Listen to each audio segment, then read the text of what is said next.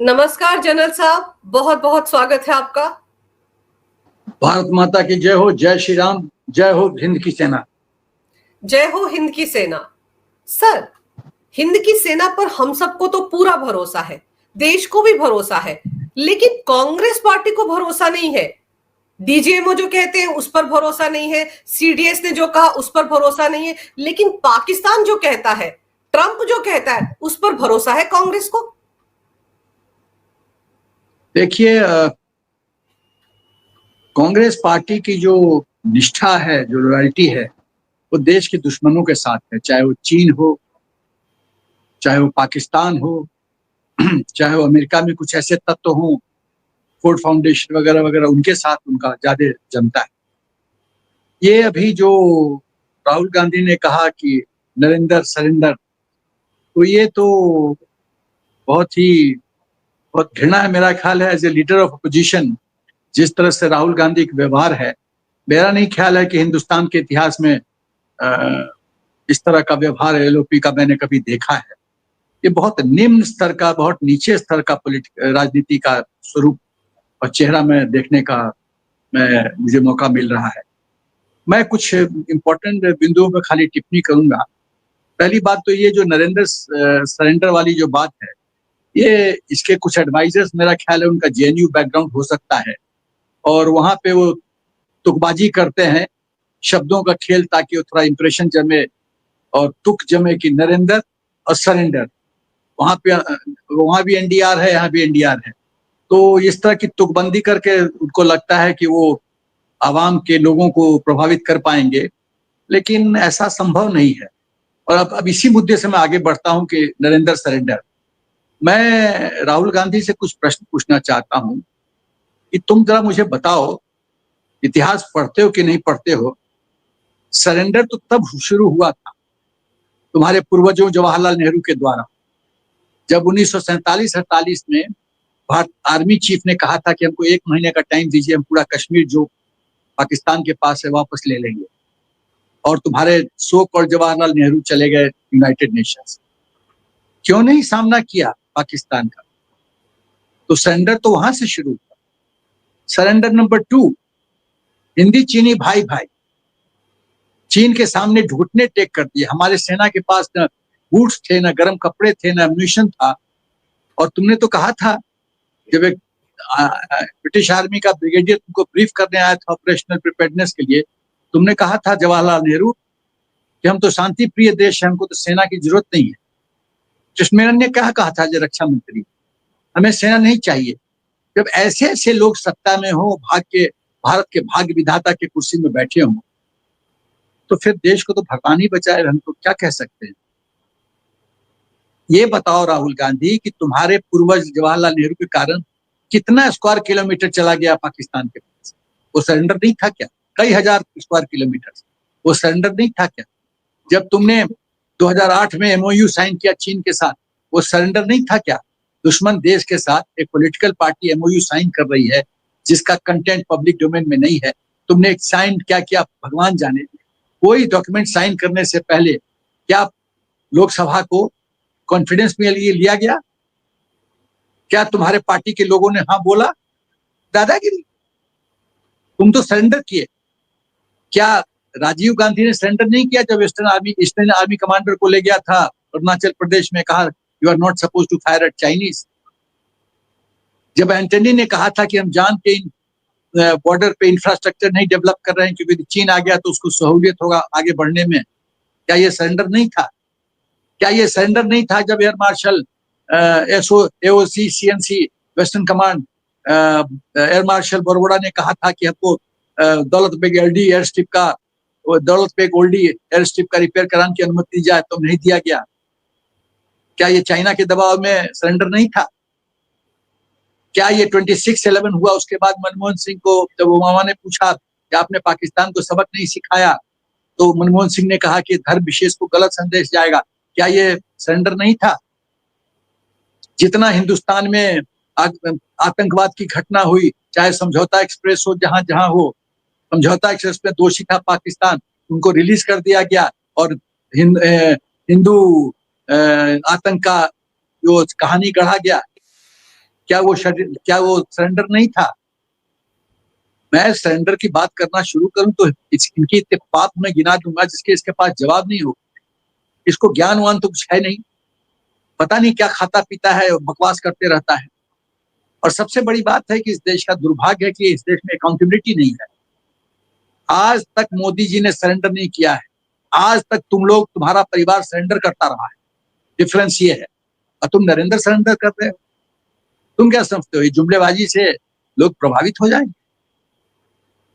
लेकिन मुझे दुख इस बात का लगता है, ये इतना राष्ट्रद्रोह करता है, उसके बावजूद कुछ हिंदुस्तानी इसके साथ हैं। ये मुझे ताज्जुब लगता है। क्या उनको दिखता नहीं है कि आदमी राष्ट्रद्रोह कर रहा है? सत्ता के मुंह में जब वो वहां पे कैलाश मानसरोवर के लिए जा रहा था विजिट के लिए, वो चाइनीज पोस्ट पे क्यों गया था? इंडियन पोस्ट पे क्यों नहीं गया था? वो थैला में उसका कौन सा कागज था? क्या ये सरेंडर नहीं है? डोकलाम में चाइनीज एम्बेसडर से क्यों मिलने गया था, दुश्मन देश के एम्बेसडर से? क्या ये सरेंडर नहीं है? अरे अपने चमचों को बोलो कि राहुल सरेंडर्स, वो ज्यादा ठीक रहेगा। वो सत्य है, नरेंद्र कभी सरेंडर नहीं करते, उनका व्यक्तित्व नहीं है सरेंडर करने। सरेंडर करते तो सर्जिकल स्ट्राइक नहीं होता, बालाकोट एयर स्ट्राइक नहीं होता। और अभी जिस तरह का चांटा मारा है पाकिस्तान को, आने वाली पीढ़ी याद रखेगी। ये सरेंडर का उदाहरण है। पाकिस्तान त्राहिमाम कर रहा है, पानी पाकिस्तान का रोका गया, अब पेट में दर्द हो रहा है कांग्रेस को। कांग्रेस का प्रवक्ता मणिशंकर यहाँ जाता है पाकिस्तान और कहता है मोदी को हटाने में मेरे को मदद करो। इशरत जहां को, जो पाकिस्तानी आतंकी थी, उसको हायर किया जाता है, सुपारी दिया जाता है मोदी जी को मारने के लिए। क्या ये कांग्रेस का सरेंडर नहीं है? आपको बॉक्सिंग रिंग में जीतना है, 100 मीटर्स में मोदी जी को परास्त करना है, तो मोदी जी 100 मीटर से 10 सेकंड में दौड़ते हैं, तो 9 सेकंड में दौड़ के दौड़ाओ। पॉलिटिकल सिस्टम में हो, आपको मोदी जी को हराना है तो play fair game, foul game मत खेलो। तुमको पता है फेयर गेम से हरा नहीं सकते, तो फाउल गेम खेलते हो, विदेश जाते हो। जब जब ये विदेश किया है, हिंदुस्तान में गदर हुआ है। और हम लोग का सिस्टम ऐसा है कि ऐसे ऐसे लोग को लिवरेज मिलता है, कुछ होता नहीं है। यह आदमी रफाल डील में मोदी जी को क्या बोला? चौकीदार चोर है, और सुप्रीम कोर्ट में माफी मांगी। आपने किसी की छवि खराब करने की पूरा मतलब प्रयत्न किया, माफी मांगने से काम चलेगा? आप किसी का मर्डर कर दो, बोलो कि माफी चाहता हूं, उसकी तो जान गई। तो ये दुर्भाग्य है इस देश का। और मुझे लगता है कहीं ना कहीं अपने कुछ वीकनेसेस है सिस्टम में, पॉलिटिकल सिस्टम में, जिसकी वजह से ये समझते हैं कि ये बेदाग रहेंगे, कुछ भी कर लेंगे, इनका कुछ नहीं हो। खतरनाक सोच, ये कुछ भी कर लेंगे, इनको कुछ नहीं हो। ये सोच में परिवर्तन लाने की जरूरत है। आप सही कह रही है, बड़ी खतरनाक सोच है। लेकिन आप देखिए ना, प्रेस कॉन्फ्रेंस करने बैठ जाते हैं उनके प्रवक्ता कि एक फिल्म थी मुकद्दर का सिकंदर, ये है सरेंडर का नरेंद्र। किस तरह की जुमलेबाजी करें, किस तरह से सोशल मीडिया पर इस तरह के पोस्ट डाल रहे हैं। और आप दूसरी तरफ देखिए कि यही पार्टी है जिसने बालाकोट पर भी सवाल उठाए थे, सबूत चाहिए थे, जिनको सर्जिकल स्ट्राइक के भी सबूत चाहिए थे। और वो पाकिस्तान जो है, उसने एक डोजियर लाकर बता दिया है कि भारत ने उसको बुरी तरह से ठोका, 28 ठिकानों पर ठोका गया है, उनके 6 फाइटर प्लेन उड़ाए गए हैं, और इनको सबूत चाहिए। ये नहीं पूछ रहे हैं, बता रहे हैं कि हिंदुस्तान की सेना ने कितना बड़ा डैमेज किया पाकिस्तान को। ये पूछ रहे हैं मोदी जी से कि कितने रफाल शूट डाउन हुए। ये क्या यार इनका सोच है। ये पूरा विश्व हमारा लोहा मान रहा है। 90 घंटे के खेल में हमने पूरा इतिहास क्रिएट कर दिया, इतिहास बदल दिया। 11 एयर बेसिस खत्म, न्यूक्लियर फैसिलिटी गॉन, आतंकी के 9 जो स्ट्रक्चर्स हैं खत्म। मेरा तो अनुमान है मोड़ से 150 से 200 ज्यादा आतंकी मारे गए हैं, खत्म। वाटर वॉर त्राहिमाम शुरू हो गई है। फसल का क्या होगा पंजाब का, खत्म। इस बार जो बीज रोपना था नहीं हो सकता। तो आप मार देखो कितना गहरा चोट पहुंचा है। और ये पूछ रहे हैं कि एयरक्राफ्ट जो है रफाल कितने गिरे। अरे बेवकूफ लोग, रफाल गिरे होता तो पाकिस्तान जो है, जैसे विंग कमांडर अभिनंदन का फोटो दिखा रहा था, गांव वाले उसको पीट रहे थे, फिजिकली असॉल्ट कर रहे थे, वो सब पब्लिक डोमेन में सेकंड्स में आ जाता, क्योंकि पाकिस्तान तो खाली प्रोपेगेंडा में विश्वास करता है। कहाँ है क्रैश किया वो एयरक्राफ्ट का फोटो, कहाँ है पायलट? और कोई एयरक्राफ्ट हिट होता है तो उसका रैकेज होता है, उसके टुकड़े टुकड़े दिखाई पड़ते हैं, या क्रैश लैंड किया वहां होता है। कहाँ है वो फोटो, कहाँ है वो पायलट? कुछ नहीं। एक्चुअली तुमको पता नहीं है बेवकूफों कि मिलिट्री स्ट्रेटजी क्या होती है। तुम अपने फील्ड में तो तुम्हारा परफॉर्मेंस जीरो है, अपने फील्ड पॉलिटिकल सिस्टम में तो तुम फेलियर कैंडिडेट हो, और मिलिट्री स्ट्रेटजीज बनना शुरू कर दिए जो तुम्हारा फील्ड ही नहीं है। मैं एग्जैक्टली जानता हूं क्या हुआ है, मैं जानता हूं, लेकिन बोलूंगा नहीं कि ये जो बात हो रही है कि रफाल पर अटैक हुआ और रफाल को शूट डाउन किया गया, मैं एग्जैक्टली जानता हूं हुआ क्या and what was the aim, लेकिन बोलूंगा नहीं। कुछ कुछ ऑपरेशनल डिटेल्स का सीक्रेट होता है, इसको गोपनीय ही रखा जाए तो राष्ट्र के हित में, क्योंकि एक स्ट्रेटजी जो सफल होती है उसको बोल देने से पाकिस्तान फिर केयरफुल हो जाएगा भविष्य में। सिर्फ मैं एक चीज इशारों में बात करूंगा, बॉक्सिंग जिस लोग खेलते रहे, मैं तो सैनिक स्कूल का प्रोडक्ट हूँ, मैं तो बॉक्सिंग खेला हूँ बचपन में। एक होता है शैडो बॉक्स, और दूसरा होता है कि नॉकआउट पंच। तो शैडो बॉक्सिंग और नॉकआउट पंच में फर्क है, और पूरा गेम है गेसिंग गेम। दुश्मन को पता नहीं चलना चाहिए कि शैडो पंच है या नॉकआउट पंच है। वही है सक्सेस का कारण वही सक्सेस का कारण है, जो कि न राहुल के समझ में आएगा न पाकिस्तानियों के समझ में आएगा। बेवकूफों, ये सेना है भारतीय सेना, हमने जो अचीव करना था हमने कर लिया, उसका नतीजा दिखता है। बियॉन्ड दिस मैं नहीं बोलूं। इनको मिर्ची क्यों लगी है सर? ये हमेशा पाकिस्तान और चीन की भाषा क्यों बोलते हैं? इनका दरअसल एजेंडा क्या है?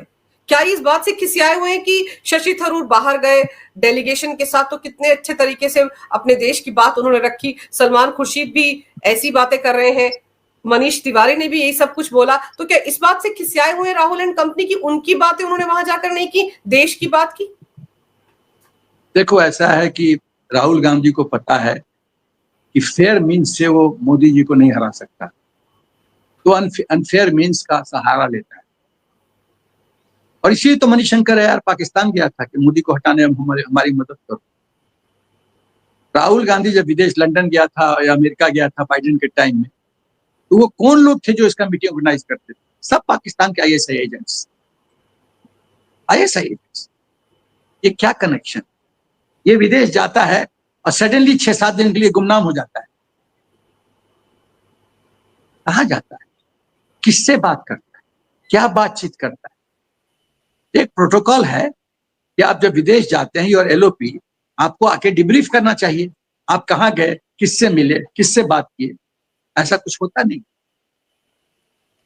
और ये बहुत इंटेलिजेंटली अपना जो सिक्योरिटी गार्ड है उसको हटा देता है, ताकि गोपनीय तरीके से जो हेराफेरी करना है कर सके। तो ये पाकिस्तान चीन इसके नेचुरल अलाई है मोदी जी को हराने में। नेचुरल अलाई, तो नेचुरल अलाई है तो स्वाभाविक है अलाई को मदद करेगा। इसीलिए 2008 में एमओयू, इसीलिए मणिशंकर एयर पाकिस्तान, इसीलिए सर्जिकल स्ट्राइक का प्रूफ, इसी के लिए बालाकोट एयर स्ट्राइक का प्रूफ, इसीलिए नरेंद्र सरेंडर का ये नौटंकी, ये सब गेम है। और ब्यूटी ये है कि ये जो बकवास करता है यही पाकिस्तान यूनाइटेड नेशंस में कोट करता है कि हिंदुस्तान का एलओपी ये बोल रहा है, हम थोड़ी बोल रहे हैं। तो ये कई तरह से हमें डैमेज करता है। ये बहुत खतरनाक आदमी है। जनरल रावत ने 2.5 फ्रंट वॉर सिनेरियो की बात की, मैं 3.5 फ्रंट बोलता हूँ।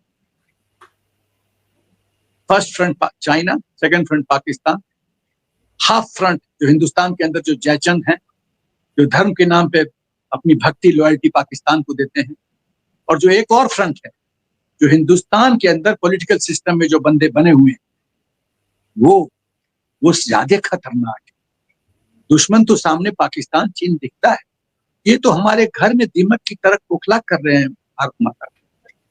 ये ज्यादा खतरनाक है, इनसे निपटने की जरूरत है, क्योंकि ये सत्ता के मोह में किसी हद तक गिर सकते हैं। कैन यू इमेजिन कि जेएनयू में आवाज उठती है हिंदुस्तान तेरे टुकड़े होंगे, इंशाअल्लाह इंशाअल्लाह।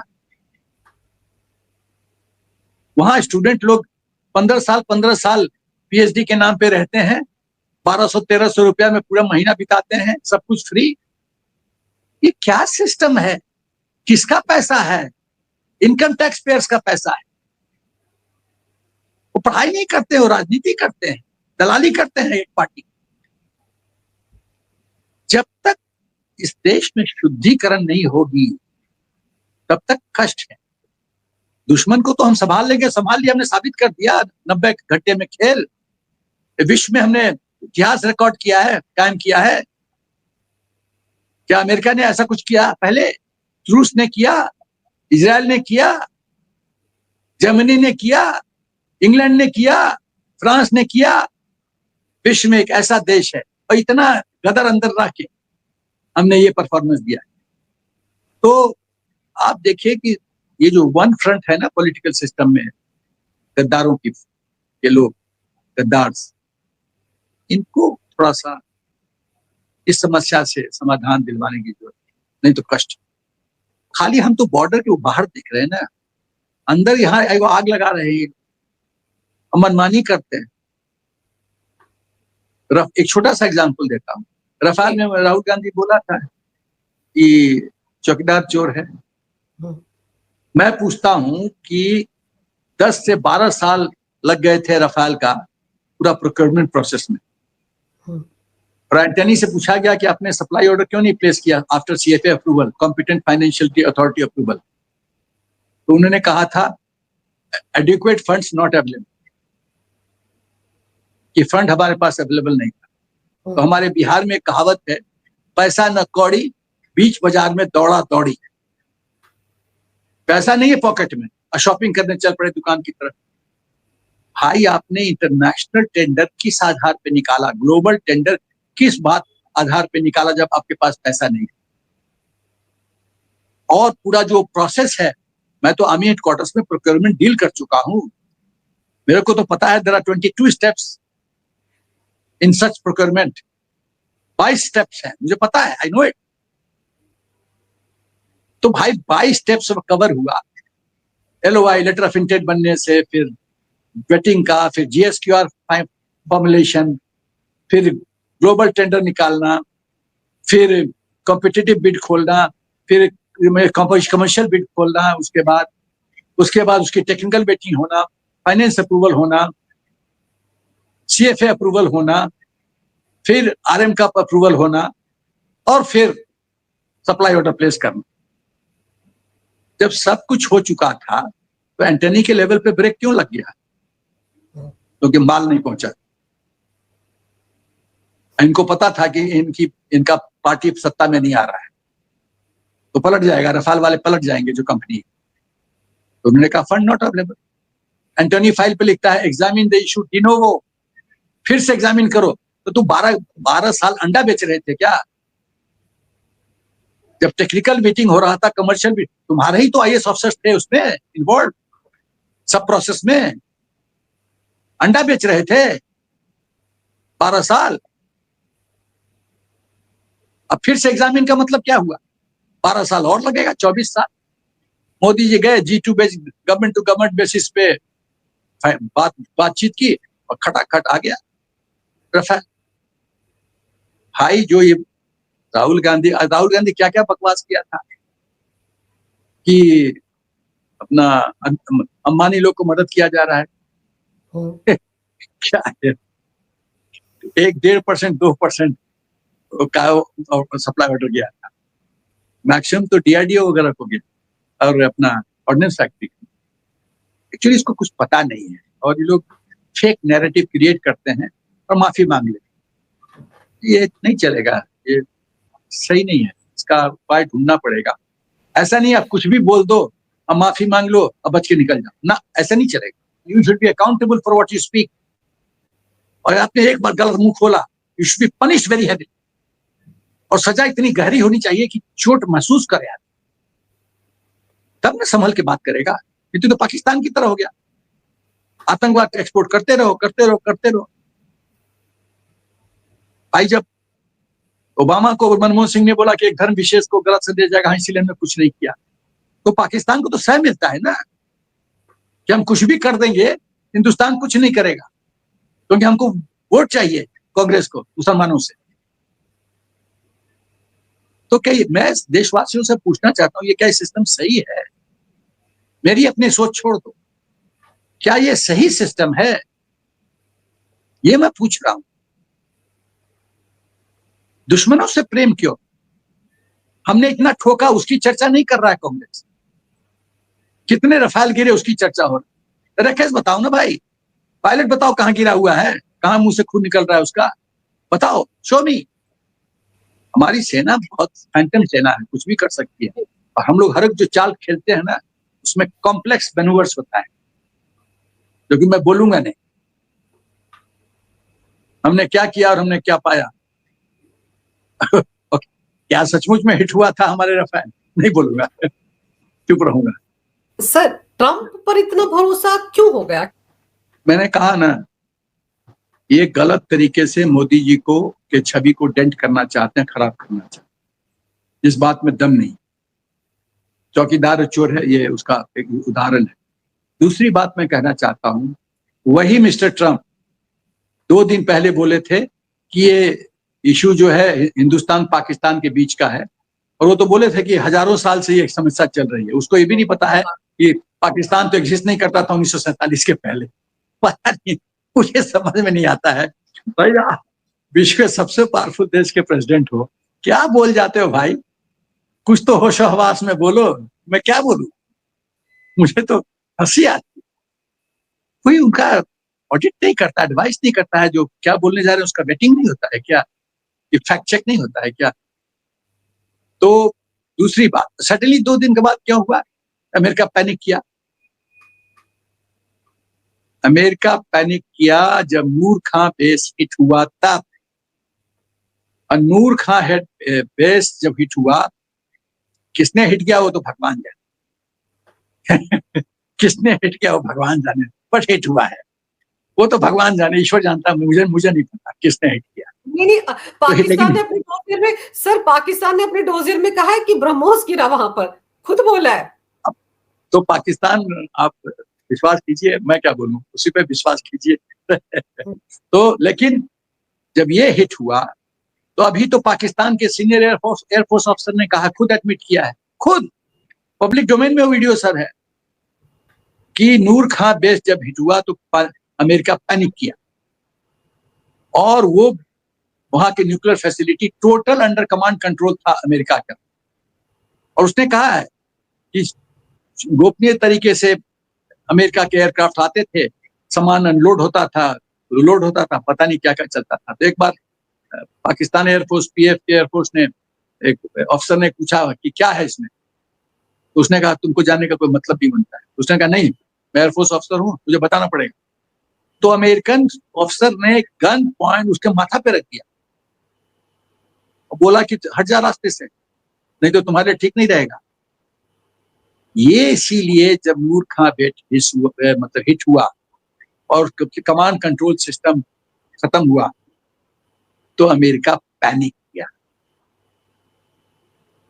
एक तो रेडिएशन का डर, दूसरा कि उसके एसेट्स खत्म हो जाएंगे, तीसरा है the cat is out the bag. ये जो छुपी हुई थी बात था, तो पब्लिक डोमेन में आ गई, जो आगे आ गई वो तो आ गई। यदि वो हिट नहीं होता नूर खां बेस, तो ये सब चीज बात आती कि वो अमेरिकन एसेट था। तो इसीलिए अमेरिका पैनिक किया, इसके पहले की स्थिति और बिगड़े, चीज फायर करो। तो मुल्ला मुनीर से बात हुई होगी, हुक्म गया होगा अमेरिका से, शांति लाओ जल्दी, नहीं तो फिर हम तुम्हारा इंतजाम करेंगे। और कोई पाकिस्तान का आर्मी चीफ अमेरिका के आशीर्वाद के बिना टिक नहीं सकता, नहीं टिक सकता। इसीलिए ट्रंप जी जो है, वो सीज फायर का क्रेडिट उनको नहीं जाता है, क्रेडिट जाता है कि पाकिस्तान का वो डर कि जो 90 घंटा में हिंदुस्तान ये कर सकता है तो और 90 घंटा मिलेगा तो क्या होगा। तो गब्बर वाला डायलॉग जब ठाकुर बोलते हैं तेरा क्या हो, नहीं गब्बर जो बोलता है तेरा क्या होगा कालिया, तो पाकिस्तान कालिया का क्या होगा वो तो मोदी जी ने बता दिया है। और दो बातें मैं कहना चाहता हूँ बहुत महत्वपूर्ण है कि पहला चीज ये ऑपरेशन सिंदूर का अचीवमेंट दो दृष्टिकोण से देखने की जरूरत है। पहला कि हमने विश्व को MIC को मिलिट्री इंडस्ट्रियल कॉम्प्लेक्स को एक बहुत चिंता का विषय दे दिया है। अब हम विश्व के स्तर पे एक मिलिट्री इक्विपमेंट एक्सपोर्टर के रूप में बहुत बड़े प्लेयर के रूप में उभर के आए हैं, क्योंकि हमने अपना मिलिट्री इक्विपमेंट का एफिकेसी, उसकी उपयोगिता बैटलफील्ड में साबित कर दिया है। चाइना के मिलिट्री इक्विपमेंट इस बैटल में पास नहीं हुए, हमारे 100% पास हुए हैं। तो जब जो इक्विपमेंट बैटल वर्दी है, बैटल में सफलता साबित किया है, लोग उसको खरीदेंगे। तो अमेरिका का MIC हो, मिलिट्री इंडस्ट्रियल कॉम्प्लेक्स हो, चाइना हो, फ्रांस हो, जर्मनी हो, इस सब की नींद हराम हुई है, क्योंकि हमारा TRP बढ़ गया है, हमारी छवि बढ़ गई है, लोग हमारे इक्विपमेंट में ज्यादा विश्वास करेंगे, उनकी दुकानदारी बंद होगी। ये चिंता का विषय है। दूसरा चीज मैं कहना चाहता हूं कि अब हिंदुस्तान इस ऑपरेशन सिंदूर के ये जो 90 आवर्स का खेल के बाद विश्व के स्तर पे एक बहुत बड़ा ग्लोबल शक्ति बन के उभरा है। तो पहले तो मिलिट्री सेल पे खतरा लोगों का, उसके बाद एक नया सुपर पावर आ गया है स्टेज पे। तीसरी बात पॉलिटिकल विल, हिंदुस्तान का पॉलिटिकल जो व्यक्तित्व है, मोदी जी जो है वो किसी के सुनेंगे नहीं, वो अपनी करेंगे। ये मनमोहन सिंह और सोनिया गांधी नहीं है जो तलवे चाटेंगे वोट के लिए। ये राष्ट्र हित में रिस्क लेंगे और सफल होंगे। सर्जिकल स्ट्राइक पे पूरी रात जगे थे मोदी जी, पूरा ऑपरेशन देख रहे थे। बालाकोट एयर स्ट्राइक में भी पूरी रात जगे। राष्ट्रभक्ति में कोई मोदी जी पर प्रश्न उठा सकता है क्या? नेवर। तो इसीलिए मैं कहना चाहता हूं कि सभी लोग चिंतित हैं मोदी जी से, और कई बार इनको निपटाने की कोशिश की गई है। इवन फिरोजपुर पुल पे याद है जो पंजाब गए थे, तो he was sitting duck. 22-25 kilometre पे पाकिस्तान है, किसी भी मिसाइल का रेंज 50 किलोमीटर है, वो हिट कर सकता था पुल को। शरेआम इस देश में राष्ट्रद्रोह होता है, प्रधानमंत्री के खिलाफ उनके जानलेवा हमला का तैयारी किया जाता है, कुछ नहीं होता है। दुख की बात तो ये है, कुछ नहीं होता। ये चन्नी फन्नी जो है सब कुछ नहीं होता। तो ये दुख की बात है बहुत।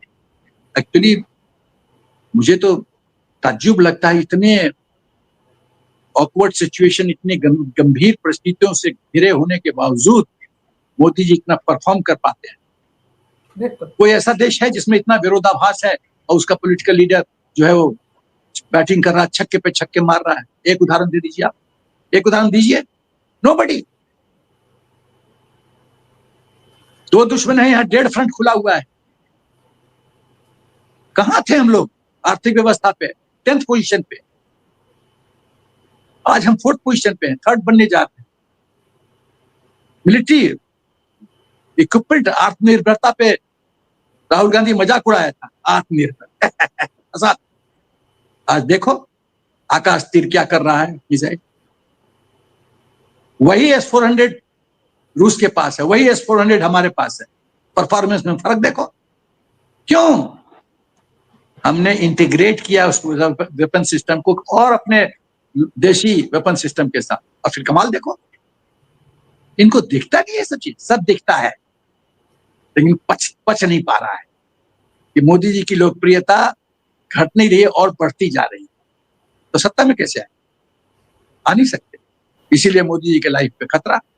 या सर इनके नेता तो यहां तक अब कहना शुरू हो गए हैं कि सीज फायर तो करना ही नहीं चाहिए था, हमारी सेना का मनोबल 7वें आसमान पे था, वो पूरे के पूरे पाकिस्तान को कैप्चर कर सकते थे, और ऐसे में सीज फायर करके ब्लंडर कर दिया मोदी जी ने। इस तरह की बातें कहकर ये पता नहीं कौन सा नैरेटिव सेट करने की कोशिश कर रहे हैं। और ये वो कांग्रेसी जिन्होंने इतने सारे आतंकवादी हमले हुए सर 2004 से लेकर 2014 तक, एक में भी पाकिस्तान को ठोका नहीं, सबक नहीं सिखाया, वो अब ये कह रहे हैं। अपने पूर्वज से पूछो ना, जवाहरलाल नेहरू से, कि यूनाइटेड नेशन चले गए, क्यों चले गए थे 1947-48 में, जब हम जीतने के कागार पे थे। पूछो जवाहरलाल नेहरू से। सीज फायर क्या हुआ, हर एक चीज पर्दे के पीछे आपको डिसाइफर करना पड़ता है। अच्छा, क्या वो कुछ घंटों का शुरू में सीज फायर हुआ था? उस 2 घंटे में हम लोग क्या प्लान किए थे? ऐसा क्या चीज हो गया? तुमने कभी पीओके लेने की कोशिश की? तुम तो खाली जमीन गवाते रहे। मोदी जी ने तो एक भी इंच भी जमीन नहीं दिया अपने टेन्योर में। तुम्हारा तो इतिहास ही है, सब जमीन दे दिया चीन को, पाकिस्तान को। फिर बकवास। गलवान में चीन ने इतना जमीन ले लिया, अरे 1 इंच जमीन नहीं दिया मोदी जी ने, सब तुम्हारा दिया हुआ है। तो ये तो खाली फॉल्स प्रोपेगेंडा, फॉल्स नैरेटिव है, और दुख की बात है। फिर वही मैं अकाउंटेबिलिटी की बात करता हूँ, इनको अकाउंटेबिलिटी फिक्स करना पड़ेगा। आप कुछ भी बोल के नहीं निकल सकते। यदि राजद्रोह करेंगे उसकी सजा होनी चाहिए, फास्ट ट्रैक कोर्ट होना चाहिए, और 31 दिन में फैसला सुनाने की जरूरत। बिल्कुल सही कह रहे हैं आप सर, राजनेताओं की अकाउंटेबिलिटी होनी चाहिए, खासतौर पर एलओपी की तो होनी चाहिए। जो नेता प्रतिपक्ष है लोकसभा में, उनकी अकाउंटेबिलिटी तो होनी चाहिए। और अब देखते हैं कि जिस तरह का प्रोपेगेंडा उन्होंने शुरू किया है, जिस तरह की जुमलेबाजी वो कर रहे हैं, इसका खामियाजा इनको खुद किसी ना किसी चुनाव में भुगतना पड़ेगा। देश की जनता तो देख ही रही है, देश के लोगों को तो समझ में आ रहा है ना कि मोदी जी क्या कर रहे हैं। और यही है कि 2014 के बाद से कांग्रेस की क्या दुर्गति हो गई, किसी से छिपा नहीं है। तो ये सेल्फ गोल करने में माहिर है सर, और एक और सेल्फ गोल इन्होंने ऑपरेशन सिंदूर पर सवाल उठाकर किया है। सर आपने समय निकाला, बहुत ही विस्तार से इस विषय पर जानकारी मेरे दर्शकों को दी, आपका बहुत बहुत धन्यवाद। नमस्कार, भारत माता की जय, वंदे मातरम, जय श्री